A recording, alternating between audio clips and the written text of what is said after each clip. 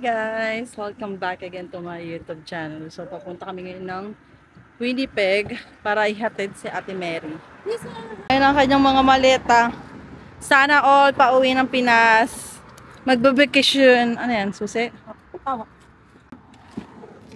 Kabigat man. Kasya baga ate?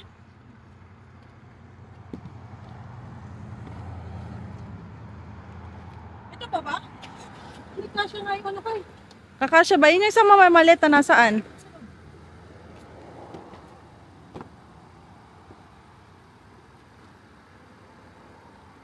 Yung maliit na sa loob. Ako si Marvin nandito sa sakyan namin. Sasakay na muna ako kay Ate Mary. Kasi ito, dadali muna namin kala Ate Ma. Dahil yung sasakyan ni Ate Mary, ipapark mamaya ni Marvin doon. Guys, nandito kami kala Ate Be. Magpapaalam lang si Ate Mary.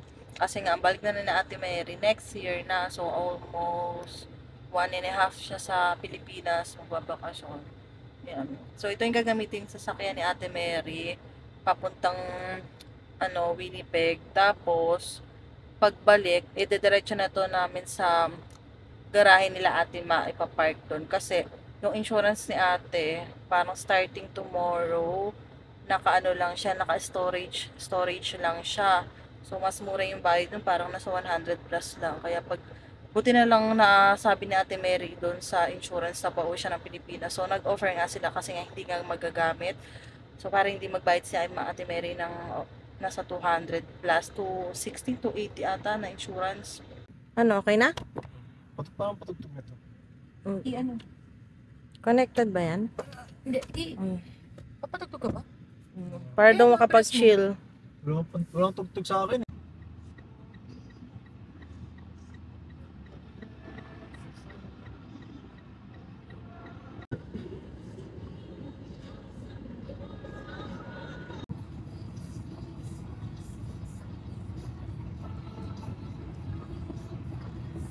Phone ko na sa charge eh. Ano to?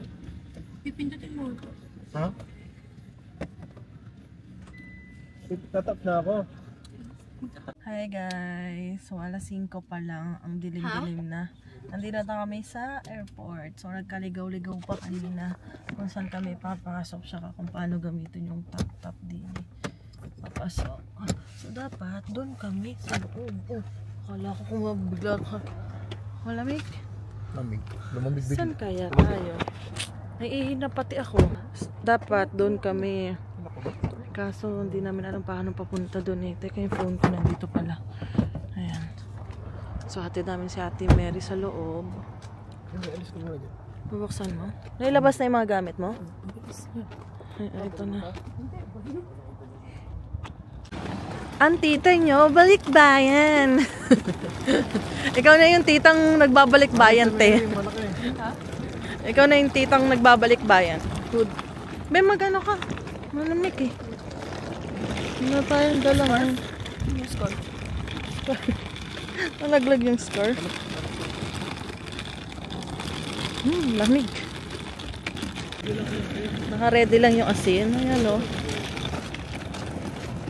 Bagay, baka bigla nga namang mag-snow. Mayroon ka na eh. Di Mary, di mo ba kami mamimiss? Ay, ang bilis sumagot. Yung mga dadali ni Ate Mary, oh. Ang dami. Ang tira naman ni Tita Mary. Ang daming bit-bit, ang daming pasalubo. Ang lamig. Grabe. Abangan nyo soon. Kami naman na magbabakasyon. May iniintay lang tayo. Hintay muna namin magbabakasyon namin. Bagay. May maleta na kami ng Marvin. Yung para yung bit-bit namin galing Pilipinas. Malaki siya. Parang ganito yung bit-bit ni Marvin. Itong kulay itim, parang ganyan. Mag-isa kami, tapos magdadagdag na lang siguro kami kasi dati ang bit-bit namin dalawang box, dalawang maleta din eh.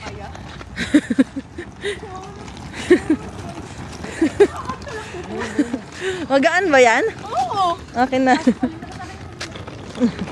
Magaan naman pala.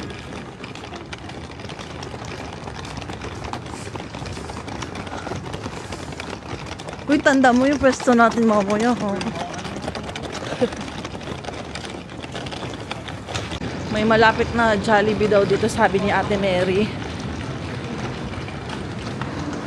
Doon na tayong nag-stay sila Ate Mano, nag-exam siya. Kakain kami mamaya ni Marvin. So, maya pa kami aalis kasi magtitimbang pa si Ate Mary para kung may mga iiwan, mabitbit pa namin kaysa magtapon siya. Kasi nung last year, papunta kami dito sa punta kami ng Regina noon, galing Toronto. Dami namin naitapon na gamit. Kasi hindi kasya.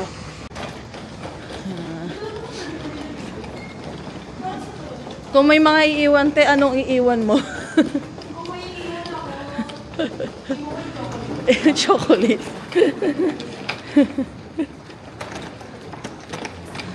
Puro chocolate kung laman ng mga bag ni Ate Mary eh.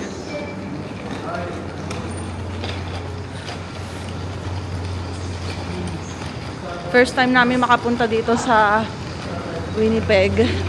Sa airport ng Winnipeg. So next year, balik uli namin pagsundo kay Ate Mary. Te, sa susunod kami naman ang ihahatid mo dito. Ha? Kami naman ang ihahatid mo. Para magbakasyon din sa Pilipinas. Sumabay. Sumama din. Kakauwi lang, uwi ulit. Ang laki rin pala din yan, no? Oo.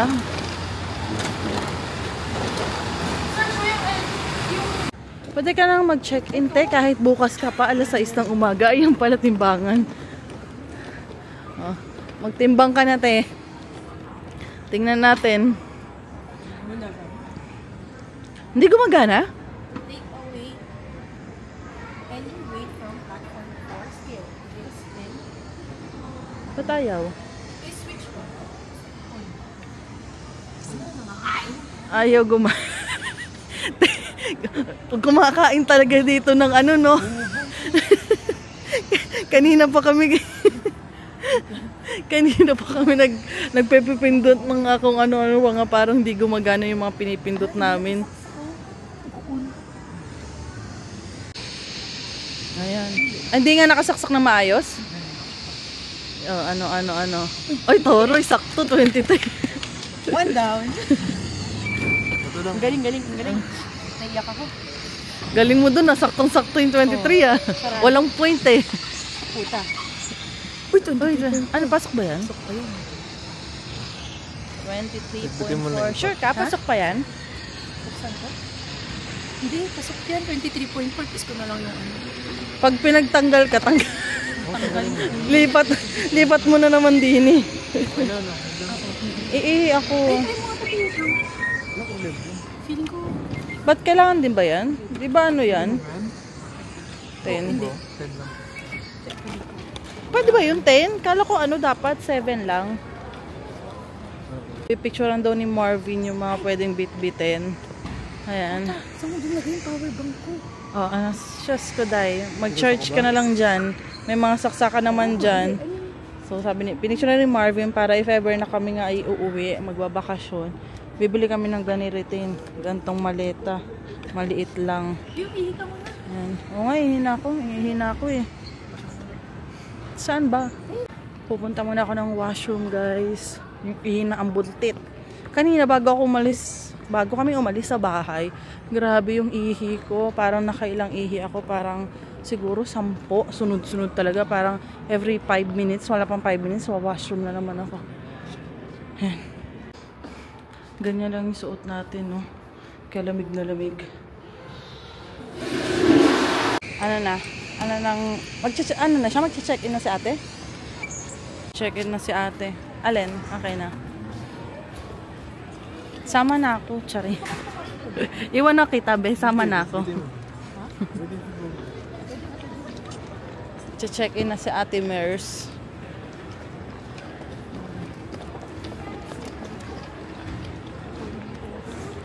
Saan? Economy na ako. Ha? Economy na. Hindi yan na? Economy.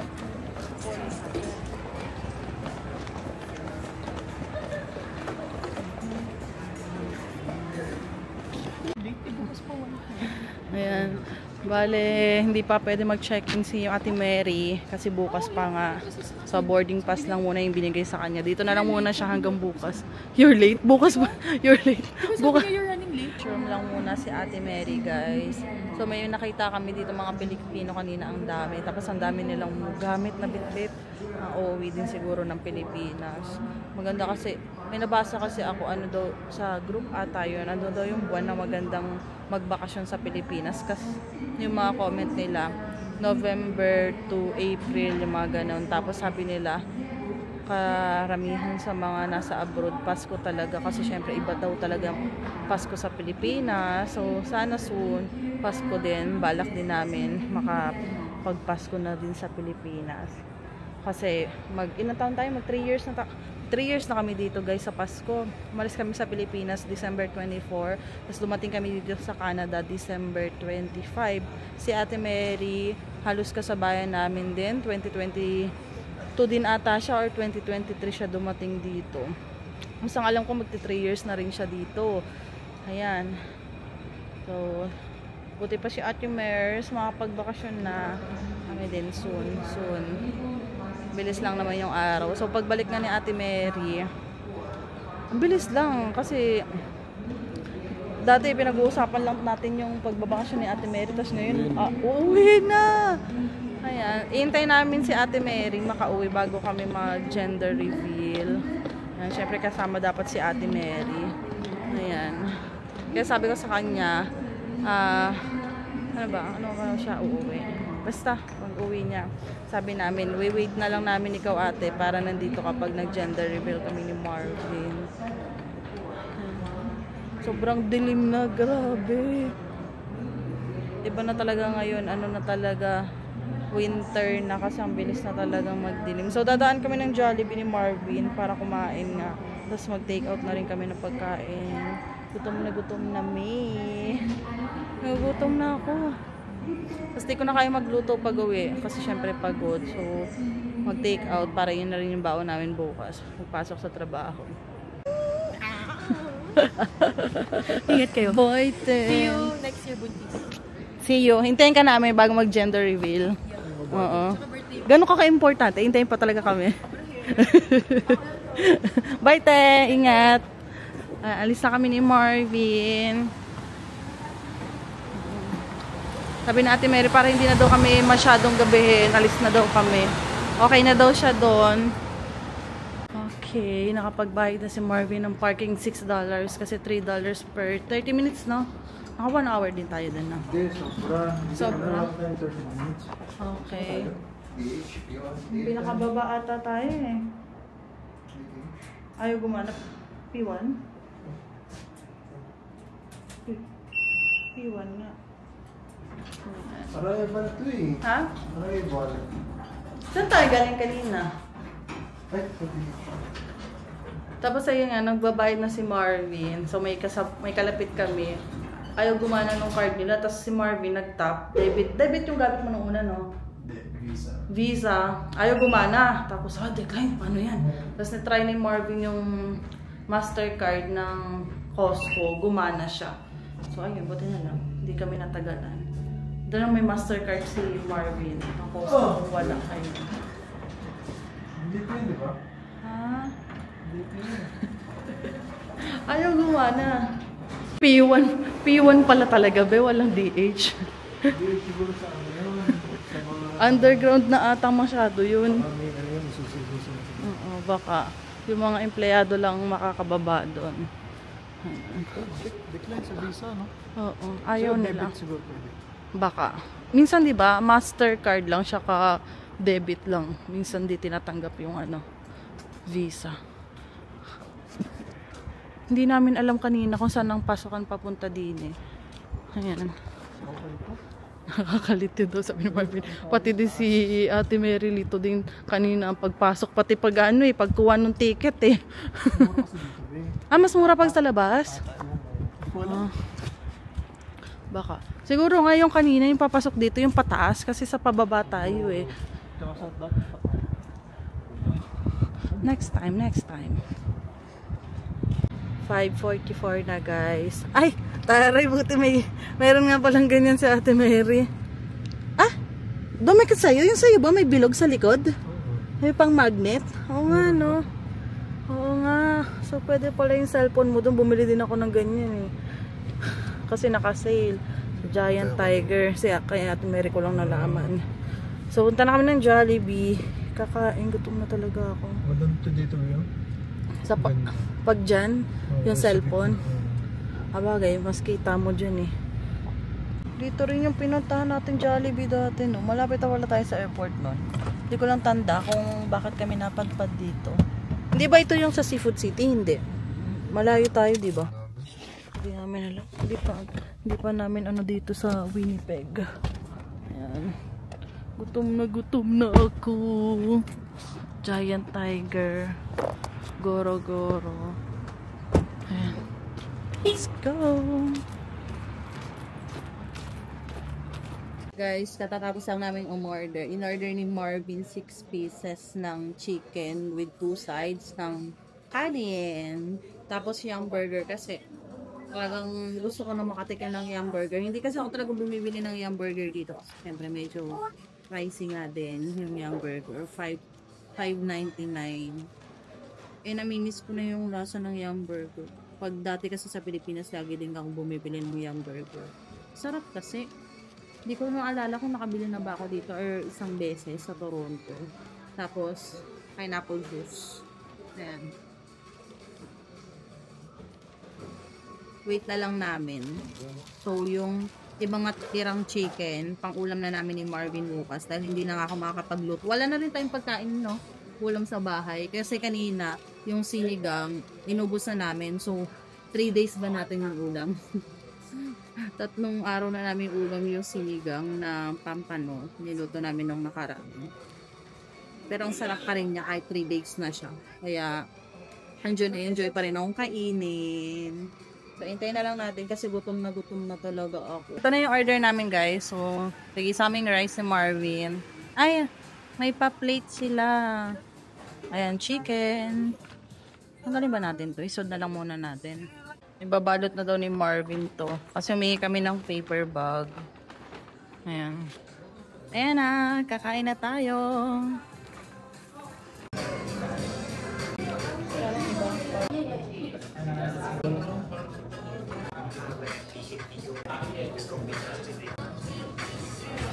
Guys, tapos namin kumain.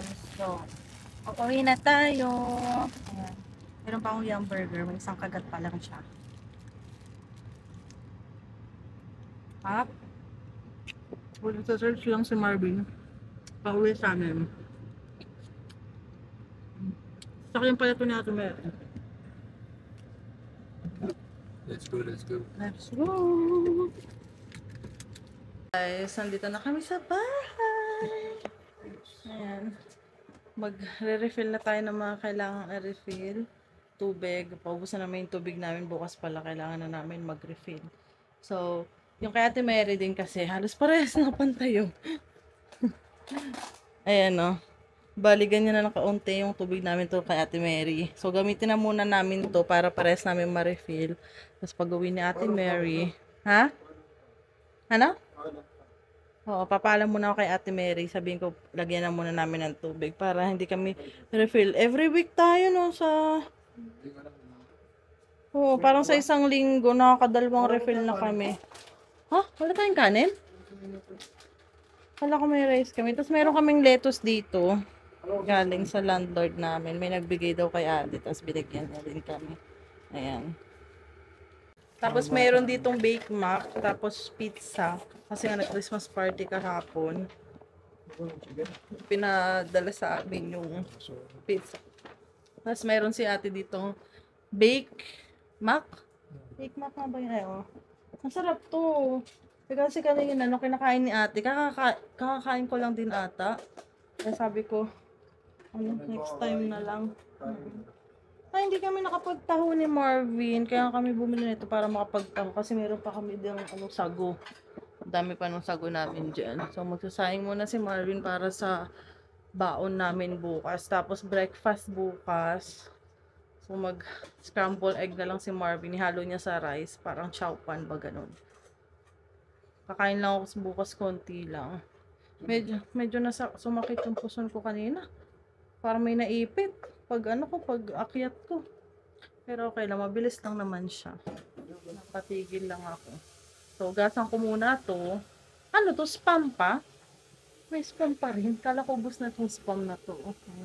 Ayan. Dessert yarn. So, yan na lang yung Graham, guys. Ang nakaubos yan. Sino nakaubos yan? Grabe. Ako. Hindi na ako masyadong kumakain. Parang nakailang subo lang ako niyan. Tumikim lang talaga. Kasi Marvin ang paborito kasi ni Marvin yan. Paborito ko rin yan. Kaso nga, ang asim nung mangga. Tapos yun, na-crave lang kasi ako kaya tikim lang. Gano'n naman ako ngayon eh. Pag may mga gustong kainin ako, talagang tikim lang talaga. Matikman ko lang talaga. Tapos okay na ako. Si Marvin ang uubos nun. Tulad ng milk tea. Kasi grabe yun natin yung paglilihi ko na nun eh. Talagang, parang hindi ko lang talaga mainom yung milk tea. Talagang nagkain ako na kung ano. Hinahanap ko talaga yung milk tea. Tikim lang. Gusto ko lang talaga siya matikman. Tinikman ko lang talaga siya. Bumili nga kami ni Marvin na isa lang yung size. Malaki siya. So, tumikim lang ako. Tapos, nung naging okay na, ayan, si Marvin na ang umubos. Parang, ganito siya kalaki. Nakikita nyo naman yun sa dati ng vlog. Tapos, ganyan lang kaunti yung ininom ko. Ayan siya. Kanyang, ang kapal nung mangga. Ubusin na daw niya para makagawa daw kami ng bago. Siguro. May mangga pa naman ako nakikita pa sa Walmart kasi nga baka mamaya wala na sa Pasko. Pero sana meron para wala kong gumawa ng Graham ulit sa Pasko. Ha? Ako yan rin na Nag-chat ka? chat. Kakawin lang na natin. Ito siguro yung Pakita yung sakyan.